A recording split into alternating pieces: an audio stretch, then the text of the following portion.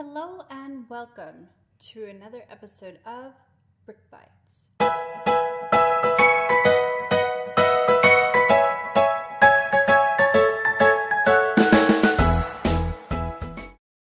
I'm going to put together the Scooby-Doo Haunted Lighthouse set. This set has 437 pieces, which isn't very many. It is for 6 through 12-year-olds. It has Scooby. It has Shaggy. It has Daphne. It has a swamp creature. And it has a creepy old man hanging out in the lighthouse. Creepy. Super, super creepy. Okay. So, those of you who know me know that I really love Scooby-Doo. I have Scooby-Doo stuffies. My little dog named Mr. E is named after a character in the Scooby-Doo Mystery Incorporated cartoon. And I watch every single cartoon that comes out, and I try to read all the comics about Scooby-Doo.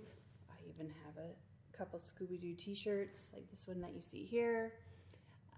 And so I also know a little bit of the history of Scooby-Doo.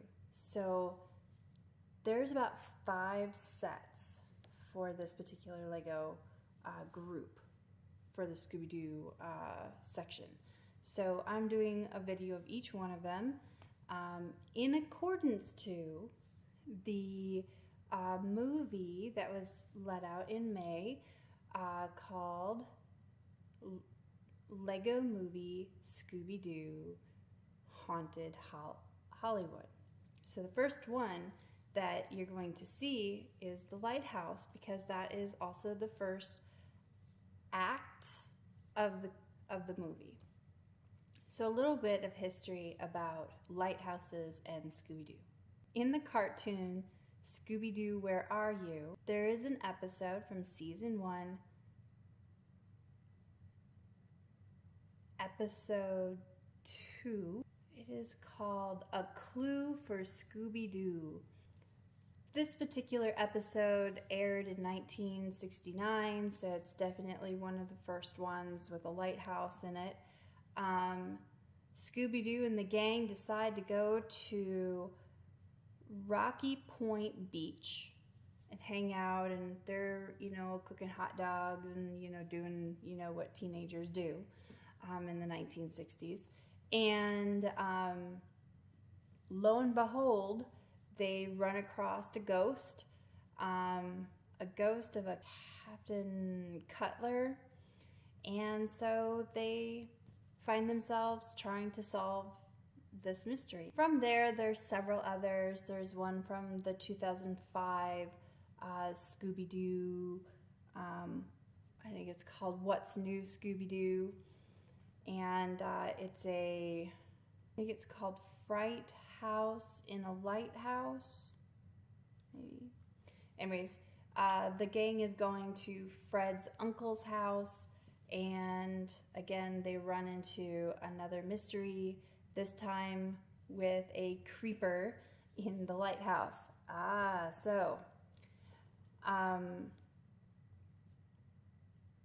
This particular Lego set, I feel like it's based off of that particular episode. And again, if you really want to know what season, I think it's season 3 of What's New Scooby-Doo. And maybe it's episode 1. I believe it's episode 1, yeah. So if you're interested in watching it anyways, to see if you agree with me. Anyway, so this particular Lego set has the creeper in it, and you end up actually seeing this Lego set in the Lego movie,